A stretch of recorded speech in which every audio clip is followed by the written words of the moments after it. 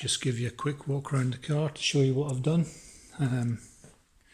Taken the engine out, cleaned the engine off, nothing spectacular, just a brush and some soapy water. Steering rack's off.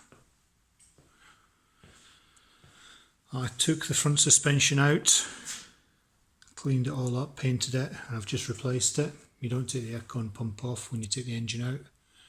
Saves you having to break into the aircon. I've started painting the engine bay. In fact, the engine bay is finished apart from this area here, which still needs to be straightened out and painted. That can be done. I'm going to turn the car around and face it into the garage the other way first. I've replaced these little shock absorbers and replaced the top mounts on the McPherson struts. Nothing else is needed doing. Everything else has just been a clean up. I've got some 330 brakes, so these M brakes will be coming available at some point.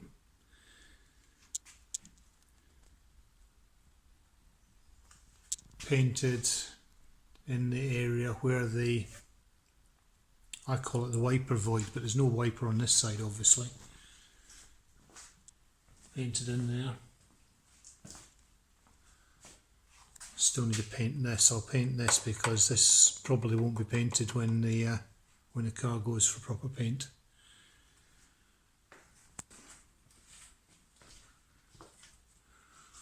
Just going around. I've stripped out the interior, but you'll have seen that before in previous videos.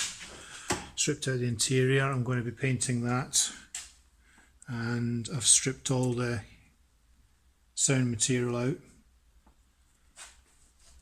I'll be replacing the sound material with good quality sound material.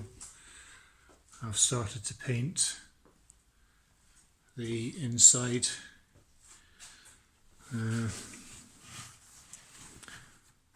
This was only up there to stop me spraying over the battery and the cables in the boot.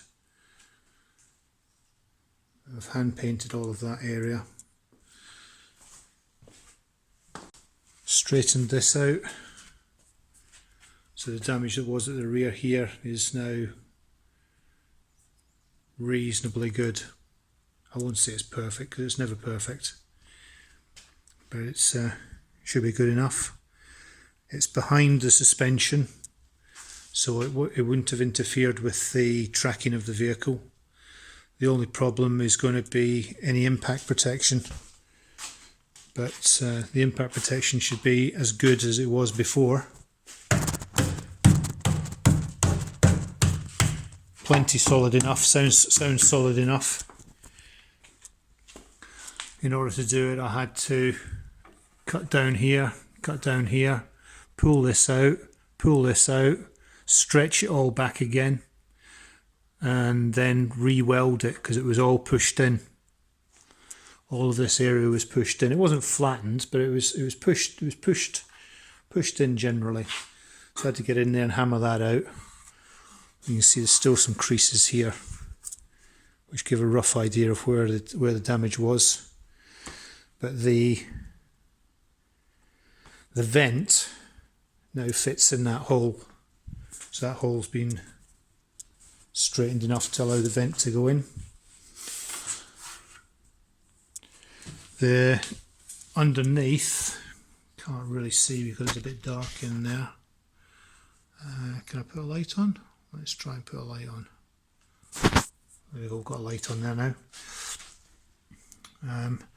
This was calped over and the heat shield was jammed in there. So now the heat shield fits. All of this grey stuff is waterproof membrane that you paint on, you put it on with a brush. And if there's any gaps in the weld, it makes it waterproof. That's the theory anyway, so hopefully there'll be no water getting into the boot. That'll all need to be painted over. And possibly looking at that, it looks like it's shrunk a little bit, so I'll need to repaint it and little gaps there. So it's just stuff here actually. seam sealer. So it's that stuff there that I use. I've obviously still got to do the rear of the car. So the rear of the car's all got to come apart, but I'll do that. Whether I put the engine in first before I turn the car around, I don't know, because it does mean that there'll be a heavy weight at this end. And looking at the structure of the hoist, you don't really want to have a heavy weight at that end, so I'll probably leave the engine out. Turn the car around, straighten that corner out, because I use the pillar to straighten.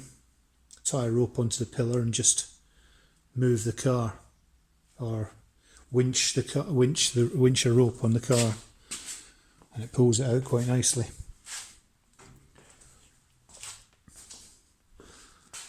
Doesn't sound like a lot, but obviously it takes a bit of time, doesn't it?